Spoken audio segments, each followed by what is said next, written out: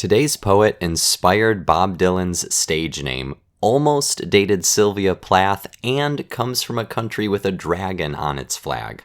And if you're wondering, how have I not heard of this guy before? Well, let me assure you, you've probably heard one of his poems, and I'm willing to bet it's this one. Welcome to a reading, summary, and analysis of Dylan Thomas's Do Not Go Gentle Into That Good Night.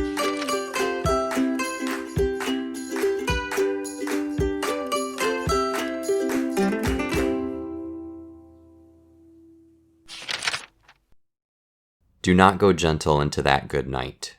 Old age should burn and rave at close of day.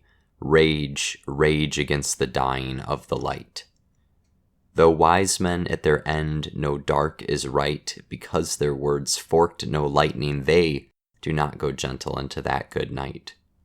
Good men, the last wave by, crying how bright their frail deeds might have danced in a green bay, rage, rage against the dying of the light. Wild men who caught and sang the sun in flight and learned too late they grieved it on its way, do not go gentle into that good night. Grave men near death who see with blinding sight, blind eyes could blaze like meteors and be gay, rage, rage against the dying of the light. And you, my father, there on the sad height, curse, bless me now with your fierce tears, I pray. Do not go gentle into that good night. Rage, rage against the dying of the light.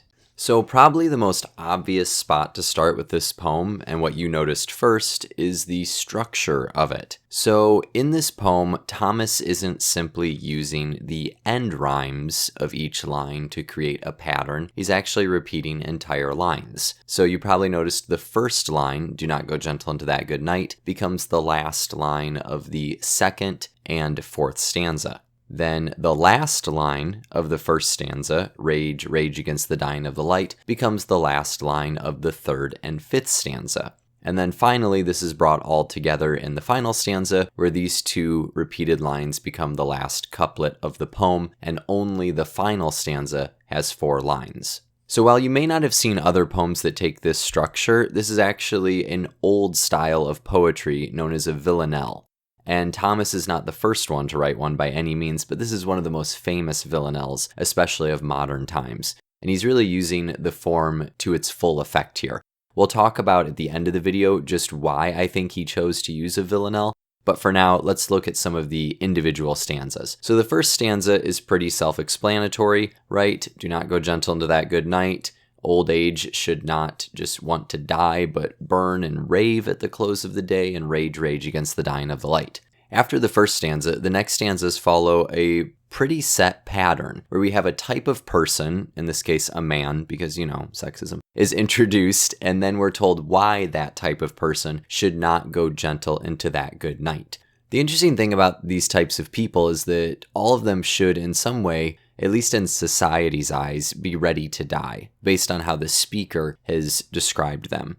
And yet we'll find out that the speaker is arguing for the opposite of what society would typically think. So our first one is wise men. And because they are wise, they know that dark is right. And by that, the speaker means they know that at the end of life is death, darkness. However, they do not go gentle into that good night because their words had forked no lightning, meaning that even though they were wise, they realized that their words have not created the change that they perhaps wanted them to, or at least that it's not an everlasting change. So even though they are wise, even though they know the circle of life, so to speak, they still do not go gentle into that good night. And the next stanza, we get good men. And again, you think, well, if you've lived a good life, then perhaps you should be okay when it's over. However, even good men are crying at how bright their frail deeds might have danced in a green bay, meaning that good men did good deeds, but at the end of their life, they realize how frail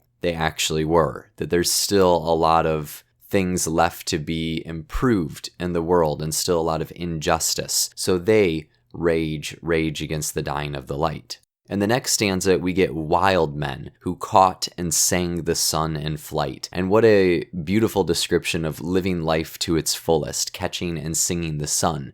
So you would again think, okay, well, they had a good time, they should be ready to die, but they do not go gentle into that good night because they have actually grieved the sun on its way, meaning that at the end they discover that they've been grieving life this whole time, that their joy and partying and revelry and wildness was simply masking the pain. Then we have grave men near death. And this is where I think societally we think death is the most acceptable. And again, I'm saying we, I don't mean you or even me, and especially I don't mean the speaker of this poem, obviously. But there's no doubt that in society we consider some deaths more acceptable than others. And that's a whole nother topic that I'm probably not the most qualified to discuss on. But here we have grave men, old people near death. However, they even rage against the dying of the light because they see with blinding sight, blind eyes could blaze like meteors and be gay, meaning that they are blind, but even though they have lost their sight in old age, they realize with incredible clarity that even if you've lost your sight, you can still find joy and happiness and wonder in the world. And then in the final stanza, things get very personal. It says, "And you, my father." So instead of a specific group of people, it's an individual. My father, the speaker's father, there on that sad height, meaning the end of life. "Curse, bless me now with your fierce tears, I pray." And curse and bless are interesting. It seems to be a contradiction. However, and you see this a lot in poetry, it's not asking for a contradiction as much as it's asking for completeness. That curse and bless are opposite ends of the spectrum, which means everything's in between. So the speaker is saying, I don't care if you curse or bless me or anything in between. Do something, because something requires life. If you have gone gentle into that good night, into the dying of the light, you can't do anything. But as long as you're still here, you can curse, you can bless me, you can do whatever it is you want, but at least you're still here.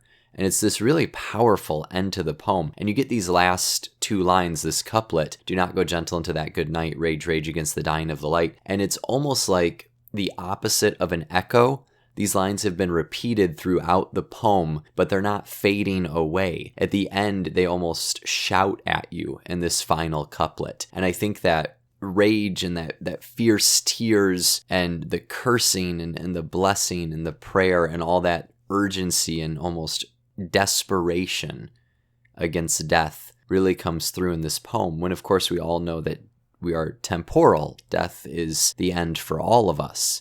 And yet, we do not go gentle into that good night. We rage against the dying of the light. So it's interesting that this last stanza gets so personal, and there's been a lot of discussion about it, whether or not Thomas is talking about his own father here. And the years don't quite match up. Dylan Thomas's father does die a few years after this poem, but he wasn't on his deathbed. However, I don't think that disqualifies this from a biographical reading, so to speak. Now, we don't want to have a biographical fallacy. I have a video on that that you can watch up in the card or down below if you want to learn more of what that is. But I think there is something interesting here, and a lot of scholars would agree. And it's worth noting that you can start to go gently into that good night. You can lose the rage against the dying of the light before you're at your deathbed. And I'm not trying to make any personal judgments about Dylan Thomas's family or his father here, but it's quite possible that Thomas saw maybe an attitude or a behavior set that was leading his father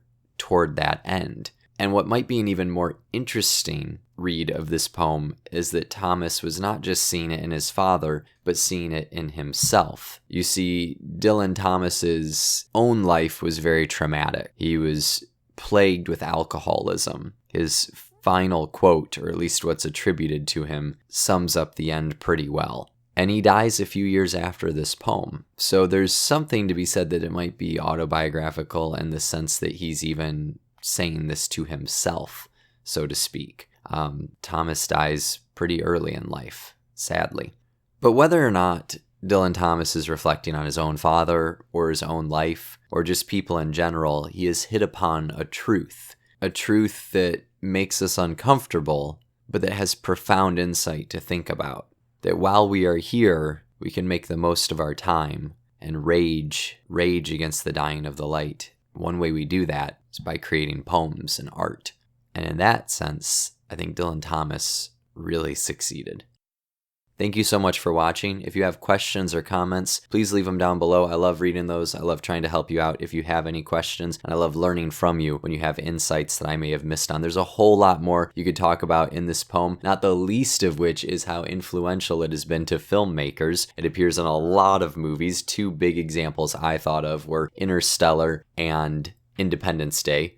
The first Independence Day. I didn't see the other one. I don't think I was missing out from what I've read. But if you have other instances where you've come across this poem, there's a couple other movies I couldn't actually remember that I had seen it in. There's one, it's a war movie, and I can't remember what it is. So if you can help me out, if you could leave them in the comments, I would greatly appreciate learning more about it. Let me know how you found this poem. And yeah, thank you so much for watching. I hope to see you in the future. Subscribe if you want more content like this, and happy reading.